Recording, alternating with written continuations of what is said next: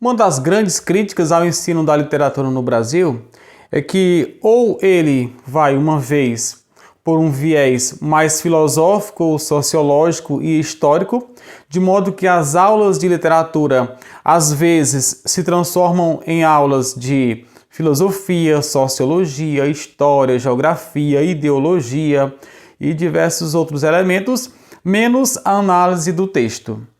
Por outro lado, é possível haver também aulas, a gente encontrar por aí, algumas aulas em que usa-se o texto de literatura para análise puramente linguística e gramatical, de modo que não se chega a uma interpretação mais coerente do texto. A visão que deveria, ou pelo menos a recomendável, seria a análise do texto em si, do texto partir-se para elementos extratextuais ou extralinguísticos, como o contexto, como a situação. Mas é sempre analisar o texto, não tem como você analisar um contexto sem texto. Senão é uma aula de história, é uma aula de geografia, é uma aula de filosofia. Mas a aula de literatura precisa ser baseada no texto, precisa falar-se do texto, do texto que está sendo analisado, tá? E aí, é nesta situação em que hoje indico um livro para quem quer se aventurar na literatura brasileira, tá? É um livro em que você vai ter um pouco de contexto, obviamente, a história do autor, mas que você vai se aprofundar em alguns textos. Estou falando do livro do Marçom Moisés. O livro é A Literatura Brasileira através de Textos, tá? Então, este livro aqui, gente, é um livro tanto indicado para estudantes dos cursos de letras, para qualquer pessoa que é da área de literatura, quanto para professores, sejam eles de ensino fundamental, médio ou superior. Então aqui estamos com uma obra organizada didaticamente, bem articulada, segue uma cronologia desde os primeiros momentos da literatura no Brasil até a contemporaneidade. Então é um livro em que você vai encontrar realmente textos, como o nome já diz, é literatura brasileira através de textos do Marçom Moisés, gente. Para quem não conhece o professor Marçom Moisés, é recomendável que se faça uma pesquisa. É uma obra confiabilíssima, né? Então é de alta confiabilidade qualquer obra do professor Marçom Moisés, seja sobre teoria literária, literatura brasileira ou literatura portuguesa, tá? Este livro com que eu estou em mão, ou que está em minhas mãos, é da editora Cultrix, 2012, gente. O livro é um livro enorme, ele conta com 657 páginas. É um livro de uma tipografia agradável, né? O visual, né? Elegante, folha amarelada, envelhecida, tá, gente? É um livro bem legal mesmo. Aqui, por exemplo, aqui tem o texto do Machado de Assis, um apólogo, aquele bem conhecido, tá?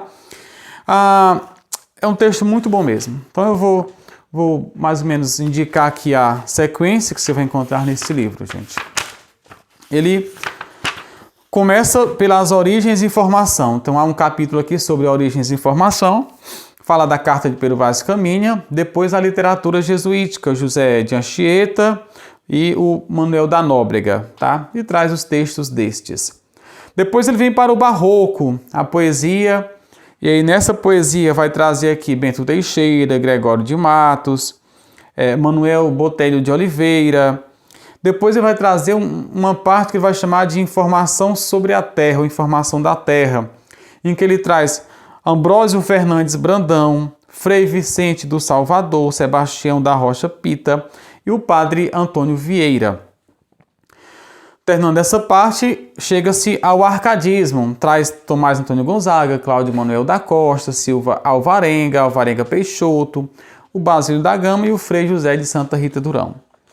No romantismo traz Gonçalves de Magalhães, que é o iniciador do romantismo no Brasil, com as suas obras, ou melhor, com a obra Suspiros Poéticos e Saudades, de 1836. Depois ele traz o Gonçalves Dias, Joaquim Manuel de Macedo, José de Alencar, Martins Pena. Ele não discrimina, gente, essa questão da poesia e da prosa, né? Quer dizer, traz o autor e vai colocando o texto.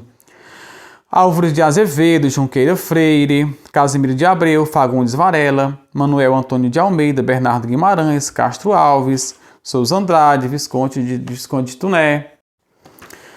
No realismo, vai falar sobre a prosa de ficção, Aloysio Azevedo, Domingos Olímpio, Inglês de Souza, Adolfo Caminha, Machado de Assis, Raul Pompeia, Coelho Neto, Afonso Arinos. Depois vem para o parnasianismo, em que vai discorrer sobre muitas obras do poeta Olavo Bilac, Raimundo Correia, Alberto Oliveira e Vicente de Carvalho.